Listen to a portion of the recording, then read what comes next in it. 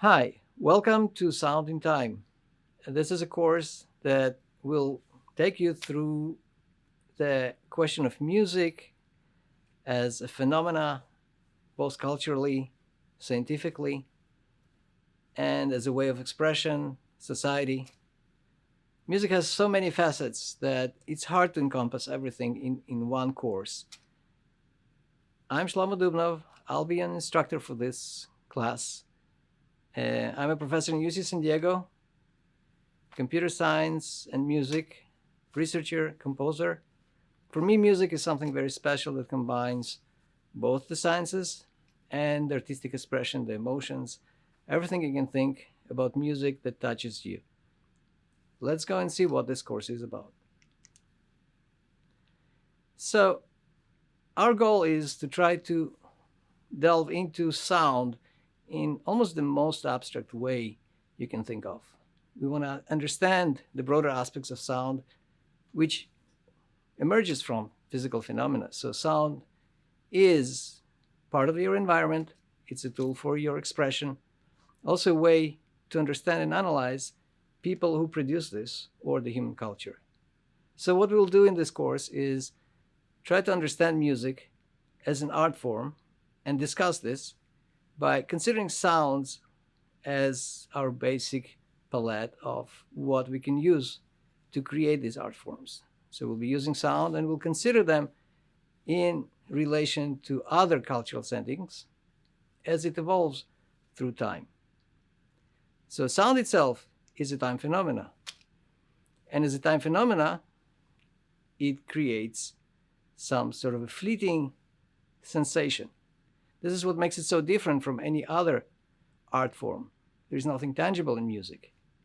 It actually emerges from the physics of acoustics, which hits our ears, and we have to perceive it. So we'll talk about what are the basic elements that make up music. And you might know that, usually they're called notes. The musical note is something different from noise. Of course, we have other sounds like spoken word, which also is an acoustic phenomena. You can use them to communicate. You can use them maybe to create art, lyrics, singing, spoken art.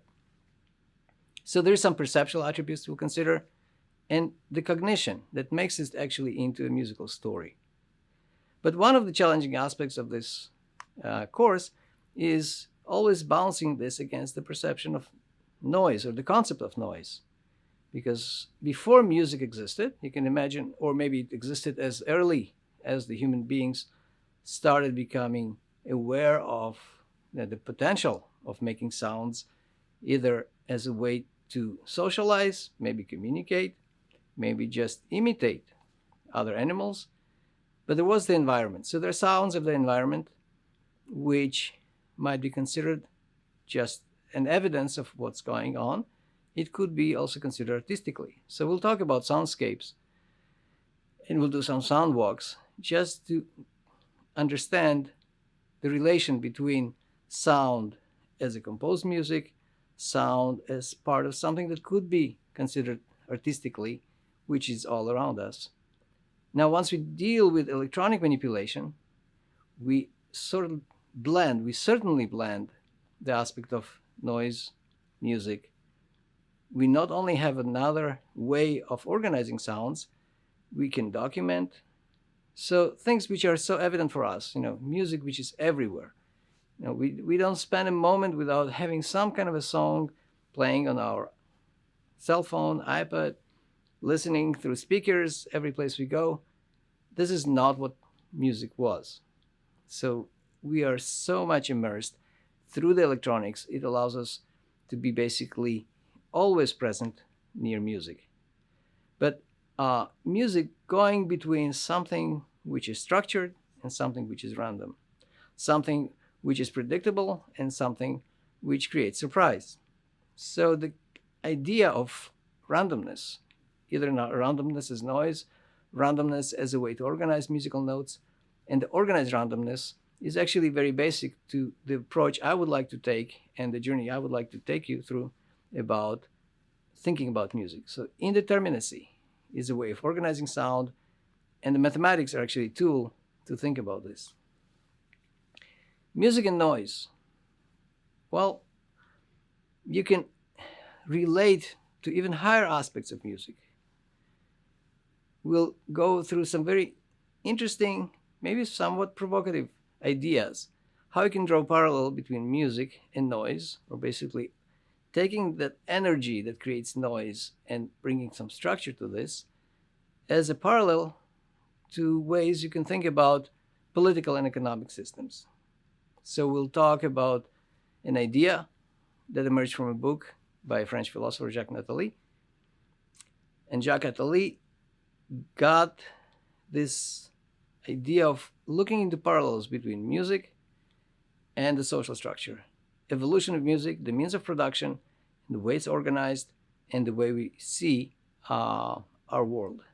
And not only that, maybe music can be predictive of what happens next.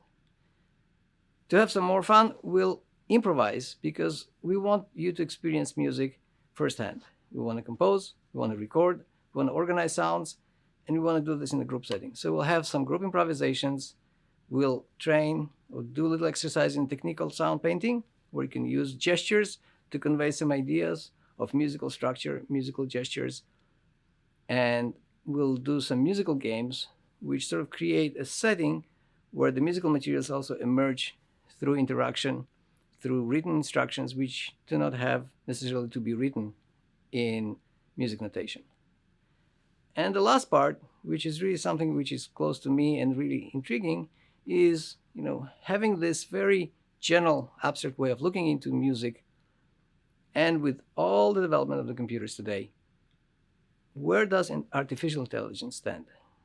Where the revolution that your phones, your computers, your mobile devices, or even ubiquitous technology all around you that can sense you, that can understand you, can it be creative? Can it be expressive? And what role it plays in creating music? What will be the future of music using these technologies?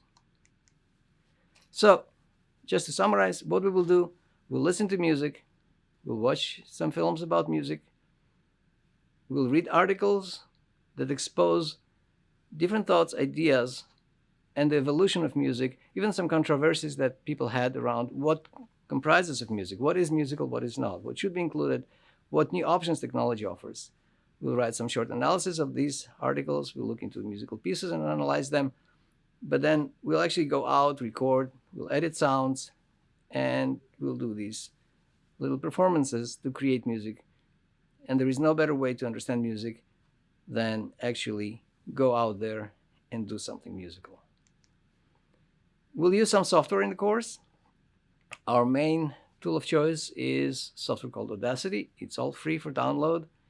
And the first thing you should do once we start the course, actually go online. You can Google Audacity, download it, install it. This is your little free sound editor that will allow us to look into sounds, also analyze sound, generate sounds. Another very useful piece of software, actually something that revolutionized a lot of the computer music today, is Pure Data by Miller Packard, who is my colleague in the same department. And this is a programming language. Maybe not all of you will feel comfortable with this. It's your choice how much you would want to go into that, but we'll introduce this. So I think it will be important to see how much technology is actually ingrained into the way of music making today. And then some optional other software. Ableton Live is very popular musical production tool. You can try to use the free download and use it for your projects. If you have any other digital audio workstation that you like to use, maybe you already explored, maybe you use this, maybe you already are a musician that produces, maybe you're just an amateur, maybe you're a professional. You're free to bring your tools to this class in order to eventually make these musical pieces and help us do this joint wonderful musical journey and experience.